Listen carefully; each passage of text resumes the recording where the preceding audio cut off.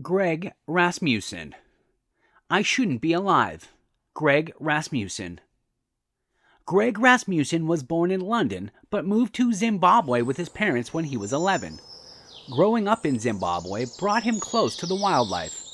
After attending Falcon College, he joined the British Merchant Navy and studied at the Warsash Naval College in Southampton. While working on the ships, he managed to do research that helped him receive the Bracknell Award in 1978. He pursued degrees that helped him gain experience and pursue a wildlife career. In 1988, Joshua Ginsberg offered him a job observing painted dogs in Hwange National Park. Dr. Rasmussen established the Painted Dog Conservation Project in 2002 and the Painted Dog Research Trust in 2014. Greg dedicated his life to saving species that were getting extinct. He was in love with Africa and wanted to spend most of his time learning about animal behavior. His fascination made him develop a bond with animals like lions, elephants, and wild dogs. He believed wildlife was a book that never ends. Every time you open it, you'll find new doors of research.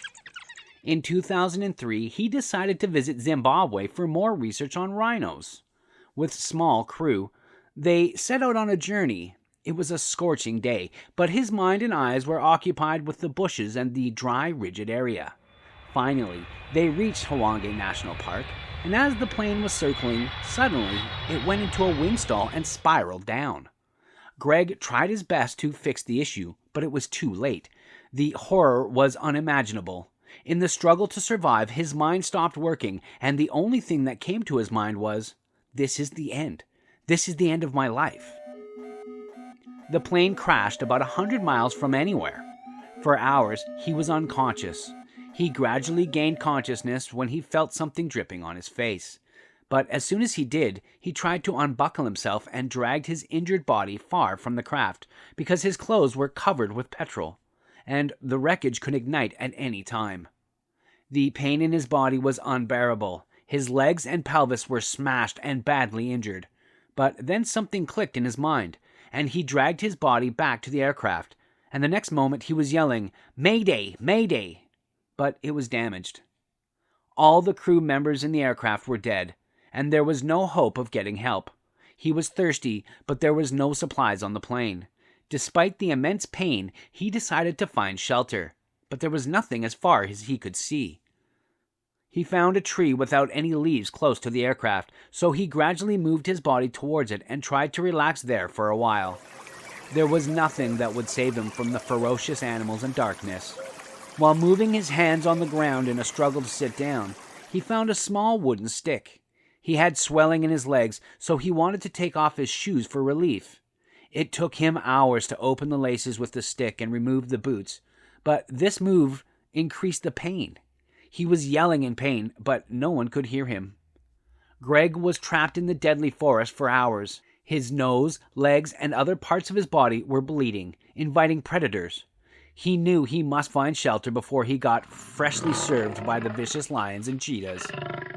Back at the station, his colleagues were sensing something was wrong.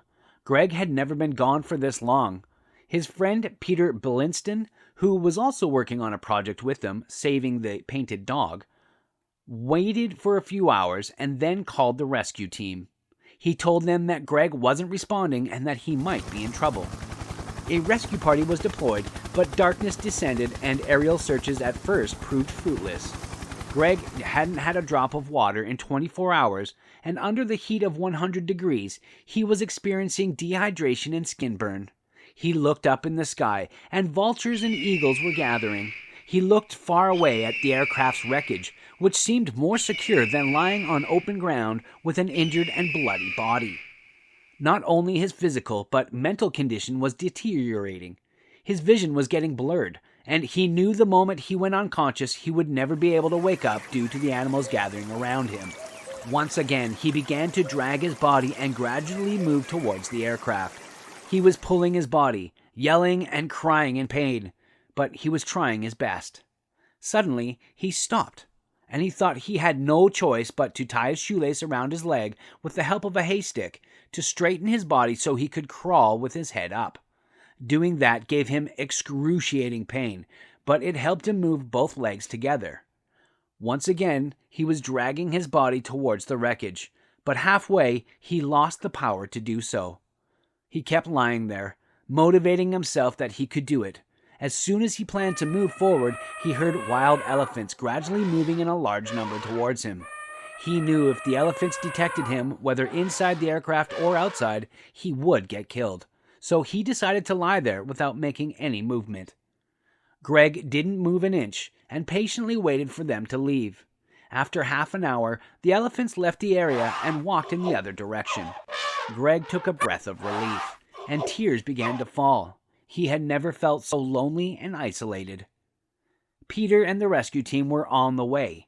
The distance between Greg and the rescue team was 100 miles, but Peter never gave up. He wanted to find Greg and bring him back at any cost. Greg was very tired, so he was trying to catch his breath for a few minutes around a bush. He was now lying behind the aircraft wreckage. Luckily, he was under its shade. Suddenly, he heard something approaching him. It was a hungry lion with a cub that hadn't seen Greg yet, but was walking this way. Greg was scared. He knew the lioness was in search of food. He quickly dragged the brushes and wreckage and tried to make a racket to shoo the lioness away. At first, the lioness stared at the moving bushes, but suddenly found them threatening and retreated. On the way to rescue, Peter lost hope as it got darker. After hours of searching, Peter returned to the station because darkness had covered the entire forest, and he couldn't see anything. He stayed awake all night, anxiously waiting for dawn. He was depressed and kept looking at the cordless phone, thinking Greg may try to contact him. The next morning, the rescue team was once again flying for the search. After almost 24 hours, the wreckage was found 40 miles south of the main search area. The pilot quickly informed Peter back at the station to reach the site by car as he couldn't land due to the rocky ground. The rescue team rushed to the wreckage area. Peter's heart was beating fast, expecting Greg to be alive. Back on the ground, Greg lost consciousness due to starvation and blood loss. After hours, when he opened his eyes, he heard footsteps, but due to his dry mouth and lack of energy, he couldn't speak a word. As soon as Peter reached the wreckage, he started running around it to find Greg. Peter cried in happiness when he saw Greg lying on the ground looking at him. Greg was in worse condition, and the chances of his survival were meager. His eyes widened when he saw Peter standing beside him. Peter tried to strengthen his body, but Greg began to sob in pain. Greg was rushed to the hospital. African surgeons thought that they would have to amputate both his legs.